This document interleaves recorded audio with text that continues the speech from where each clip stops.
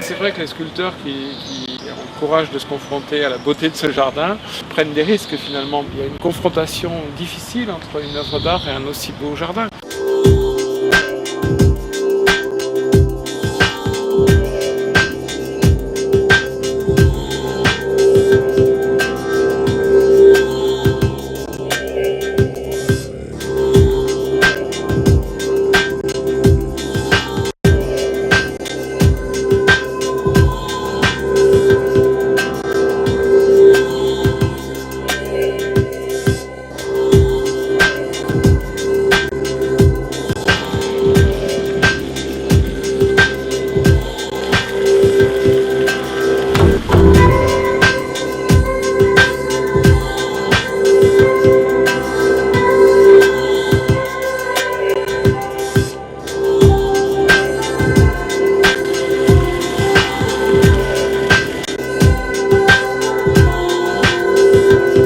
Un homme et pourquoi une femme?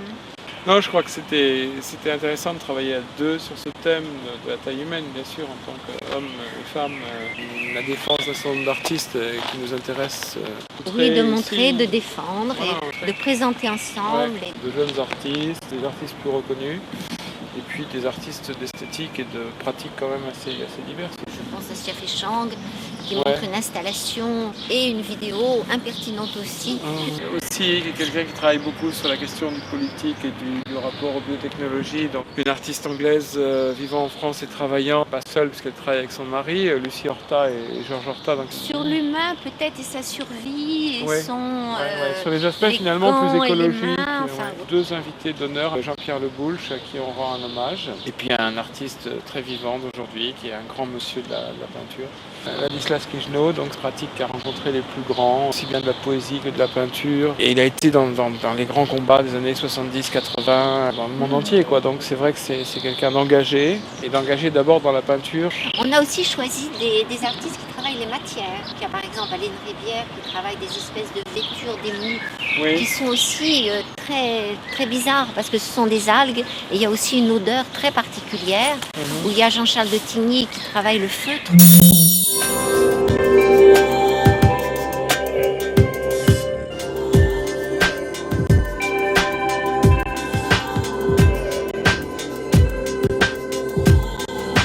Et les mutants, où en sont-ils? C'est intéressant de voir que des artistes questionnent les nouvelles technologies, les biotechnologies, avec des moyens plastiques fort divers, quoi. La taille humaine, ça serait le local qui se débat, qui survit et qui se défend face au mondial, d'une certaine manière. Cet acquis ressort à un moment donné autrement que par une forme imaginée nouvelle.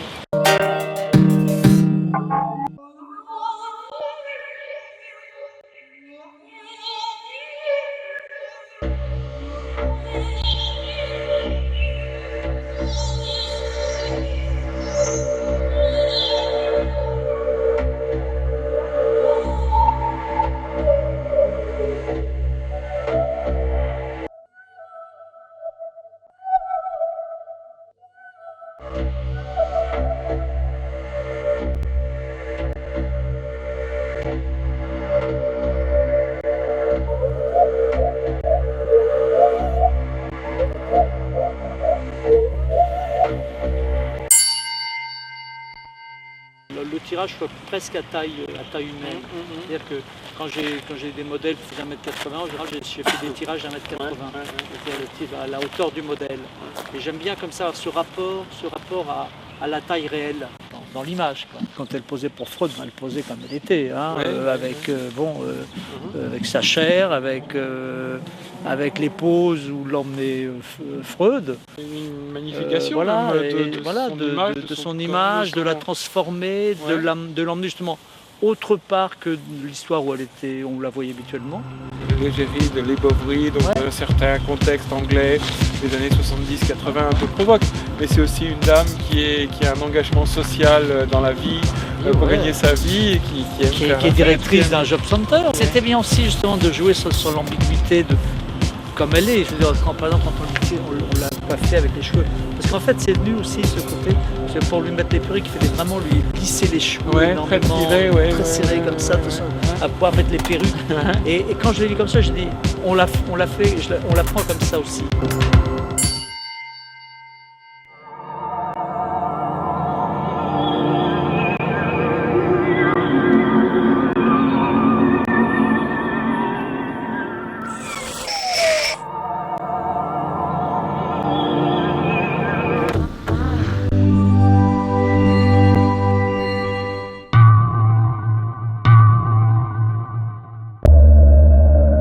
Mais la fauteuil de la Croix est un très beau sujet, d'abord parce que c'est lié à la vie et à l'œuvre de la Croix.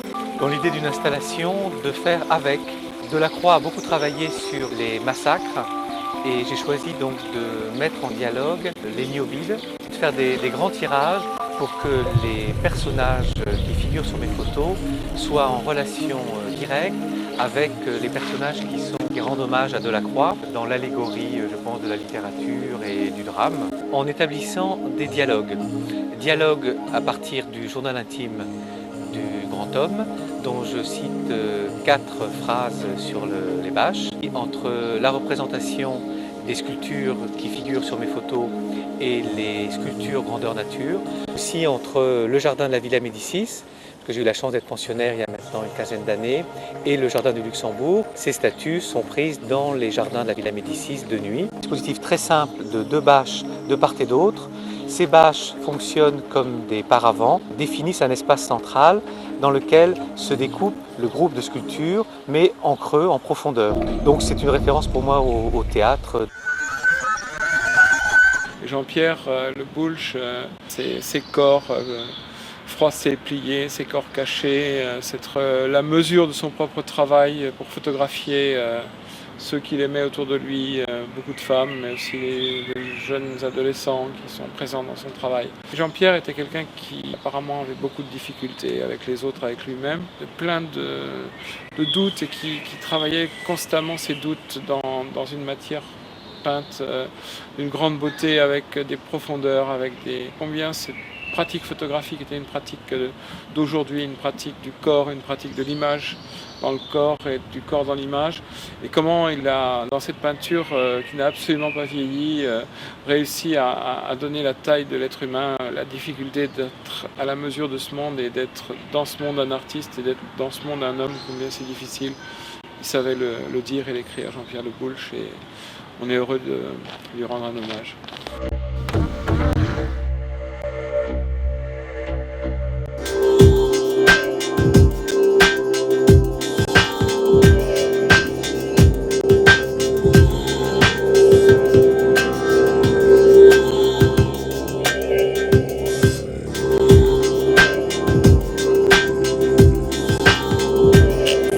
Je suis attiré effectivement par la taille humaine, l'échelle humaine. Les dessins aussi étaient à l'échelle de l'homme, quoi.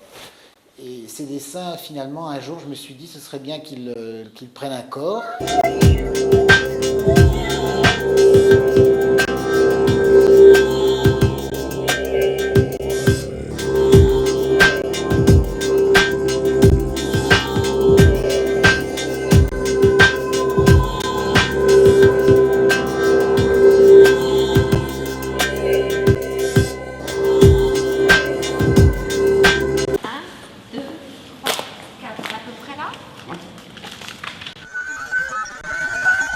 On a Lucie Horta, on aura Quino plus là, ici. Qui commence là.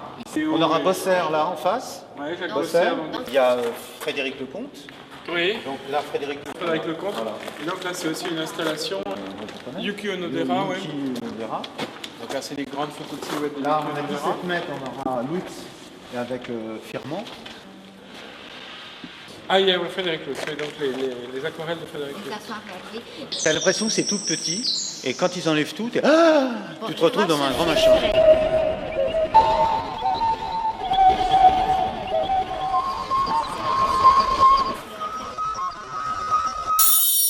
À partir d'Aragon, j'ai bien connu Aragon, il a dit cette chose magnifique, la femme est l'avenir de l'homme.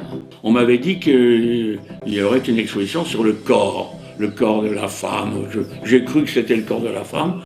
La femme, elle est à l'origine du monde, c'est la petite Lucie. Notre mère était noire. Dans le Cantique des Cantiques, il est dit tu es noire, mais tu es belle. J'ai lutté pour Angela Davis avec Manessier, et pour les 10 de Wilmington, et pour aider Angela de sortir de prison. Moi, j'aurais envie de dire, en voyant Angela Davis, tu es belle parce que tu es noire. Il faudrait dire aussi à certaines filles, tu es belle parce que tu es blanche. Mais ce que je veux dire, c'est que la femme porte en elle la capacité d'engendrer le monde, d'être l'amante.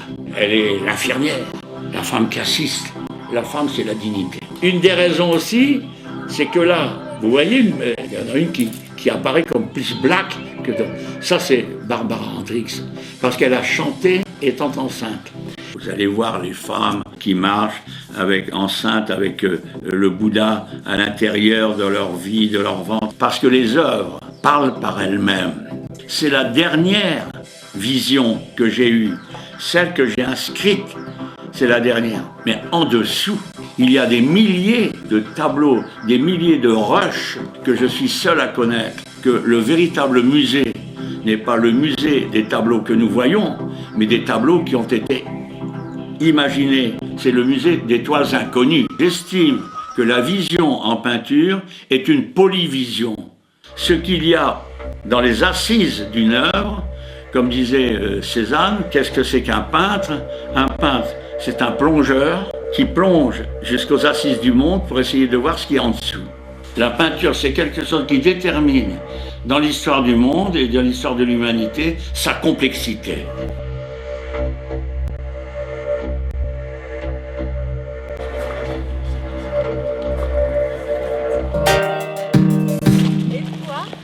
Et toi, c'est bon alors? Eh bien, écoutez, ça va, ça y est. Je suis prêt avant de partir. Ce que j'ai fait, c'est j'ai pris un jeune homme qui a rangé mon atelier, vidé, nettoyé. Alors maintenant, je vois un peu plus clair.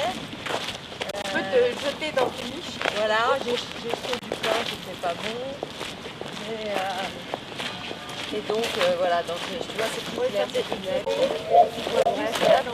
mais pour les filles aussi. C'est les filles, les mouches de pain? Ouais.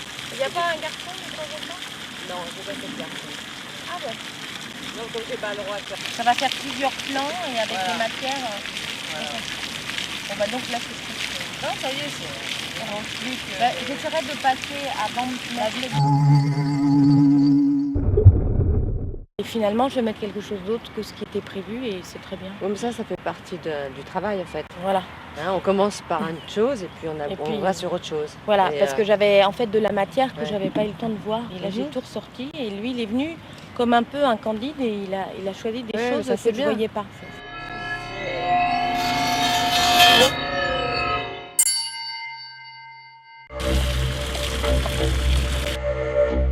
Et derrière les 6 mètres de 3,50 m, on mettra Elsa Saal. Alors Elsa Saal, ce sera un socle blanc avec sa jupe en terre rouge. Alors ça sera très beau. On aura la toile de Philippe Hurtaud sur le studio. Une grande peinture sur l'espace de la télévision. Ça fait 2 ans déjà qu'on avait introduit la vidéo. Mais alors là, cette année, on fait encore mieux. Là, on fait carrément une boîte de projection. Donc on va installer de la Vénèse à l'intérieur. Il parle de l'habitat, il parle de l'individu, il parle aussi de la collective, de la solidarité entre les hommes. Ils sont à la fois un objet sculpture, un objet sculptural, mais aussi à la fois portable, on peut les porter. Et ces habits, ces abris sont conçus comme des espaces minimes d'architecture pour des individus. Aussi des abris qui se connectent entre eux pour créer des espaces collectifs. Un réseau d'habitation, un réseau de mini-bivouacs, un réseau de mini-tentes, de sacs de couchage qui sont reliés. Donc l'être humain se retrouve ensemble.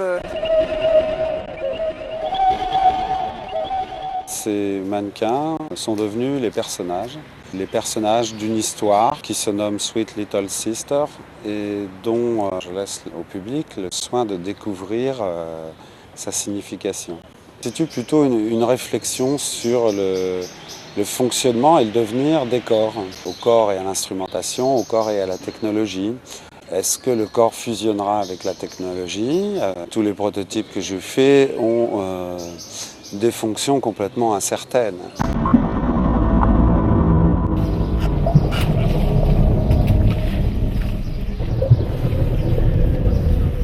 C'est Vénus, c'est le cyclope qui trouve le couple d'amoureuses. Elle est très jalouse. Et ici, c'est le nez de Vénus, passage de Vénus devant le soleil. Connexion avec Vénus et le passage du ciel.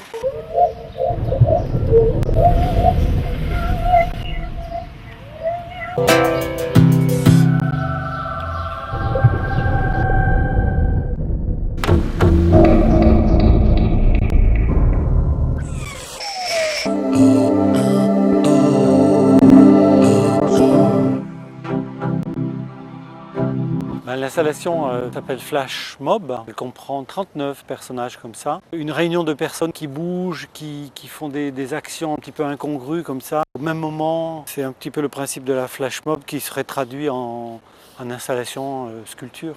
Problématique enfin, qui avait été soulevée par le groupe Intel à la fin des années 70-80. Le concept Intel, l'anonymat, chaque personnage sera porteur d'un message qu'on pourra découvrir en téléphonant et en faisant un numéro qui leur sera attribué, donc 39 messages associés à différents personnages. Ces écorces qui recouvrent les personnages, de la sédimentation, de l'accélération historique, finalement le temps s'accélère très très vite.